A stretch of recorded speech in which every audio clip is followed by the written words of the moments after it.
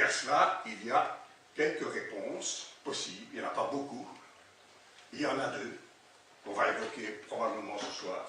Et avant de terminer, je voudrais très rapidement les évoquer. Il y a la question de Bruxelles. Et là, je pense que nous devons garder, qu'on aime ou qu'on n'aime pas Bruxelles, on doit, en tant que francophones, garder non seulement la solidarité, mais une communauté active de destin avec Bruxelles. Nous n'allons pas faire le cadeau d'1 million d'habitants, dont 900 000 francophones, à la Flandre ambitieuse et gourmande. Non, nous allons concrétiser le lien territorial entre Bruxelles et la Wallonie, par des référendums locaux dans les communes contestées. Nous allons élaborer ensemble une stratégie de sortie de l'État belge pour le moment venu, avoir une stratégie que nous n'avons pas aujourd'hui. Que constatons-nous? Là, je n'en fais pas le reproche individuellement à qui que ce soit, de mes voisins, ni au parti qu'ils représentent, mais je dois bien constater que c'est la foire d'empoigne, que c'est la dispute, la querelle, la discorde, et que c'est inquiétant face au tronc commun des revendications flamandes, qui, même s'ils sont rivaux électoralement, ont une doctrine commune, ont des objectifs communs, ont un plan commun. Donc nous devons ensemble déterminer quel sera notre avenir, et là il y a deux hypothèses. La petite Belgique sans la Flandre, c'est ce que un peu cruellement on peut appeler le Wallobrux, c'est horrible, ça fait penser à une marque d'aspirateur. C'est la mini-Belgique, c'est la Belgique délestée de la Flandre. Elle sera constituée de quoi? De petits Belges, forcément, par définition, qui ne constitueront jamais une nation, qui vont très vite se disputer entre Wallons et Bruxellois, qui vont vouloir continuer un petit fédéralisme wallo-bruxellois. J'ai entendu M. Demotte dire ça il y a 2 mois. Si les Flamands s'en vont, ce ne sera pas grave, on fera un fédéralisme. À combien?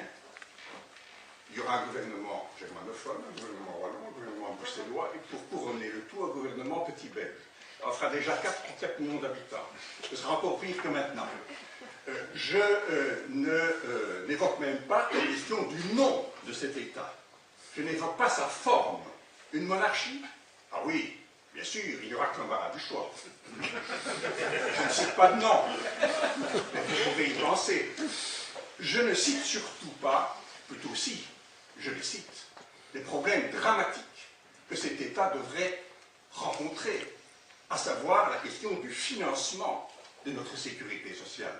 Tous les experts, compte tenu de l'importance des transferts nord-sud, entre 5 et 10 milliards selon les uns ou les autres, le niveau de cette protection sociale, selon tous les experts, diminuerait de 20 à 25%.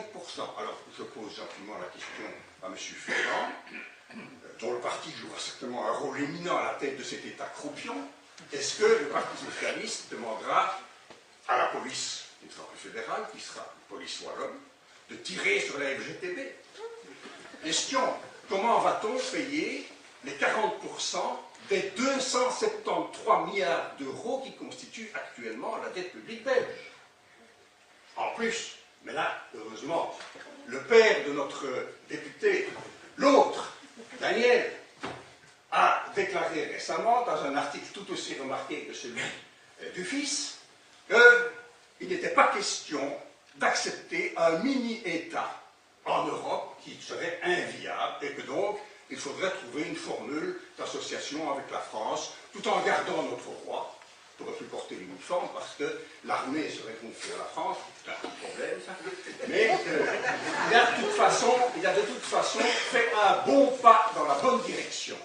Pas encore assez, mais c'est un bon démarrage. Et c'est intéressant. Alors, je vais conclure en disant que naturellement, et on y reviendra sans doute pendant la soirée, je ne crois absolument pas, même si c'est sentimentalement sympathique, je ne crois absolument pas dans la possibilité de constituer un État digne de ce nom qui regrouperait la Wallonie et Bruxelles. Et donc, reste par soustraction, à défaut d'idéal, la bonne solution qui est, sans préjugés, de trouver une forme soit d'association, c'est la formule de Daniel Ducas, soit une forme d'intégration plus avancée, c'est notre point de vue, dans la République française. Et je souligne les deux mots, la République, parce que nous sommes républicains, et les Wallons sont républicains, malgré toutes les apparences, et malgré leur appétit à suivre les émissions célibelles ou Place Royale. Et le deuxième mot, française, qui est notre langue et notre culture. La France qui est non seulement une république, mais qui est aussi un État digne de ce nom, avec ses défauts éventuels, mais aussi avec ses immenses avantages administratifs, politiques, économiques, et aussi qui est même, d'une certaine façon, notre maison de famille, notre véritable nation, puisque nous n'avons pas de nation belge, nous sommes un État qui a été constitué arbitrairement et artificiellement en fonction des intérêts européens en 1830.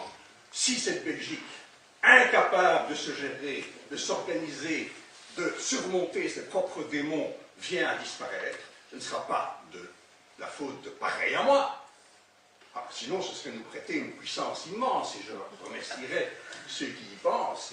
Non, c'est parce que l'État lui-même s'effondre, et pour reprendre la formule de M. De Gucht, le ministre des Affaires étrangères, que vous connaissez bien, c'est un État en voie d'évaporation.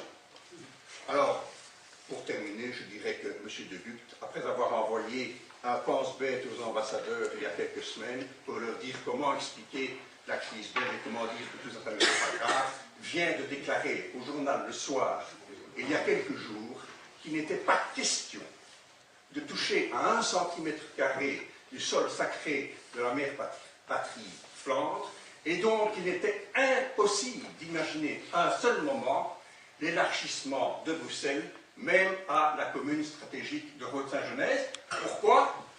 Parce que, disait-il, et je conclurai par là, parce que ça en dit long, la frontière linguistique est une frontière d'État.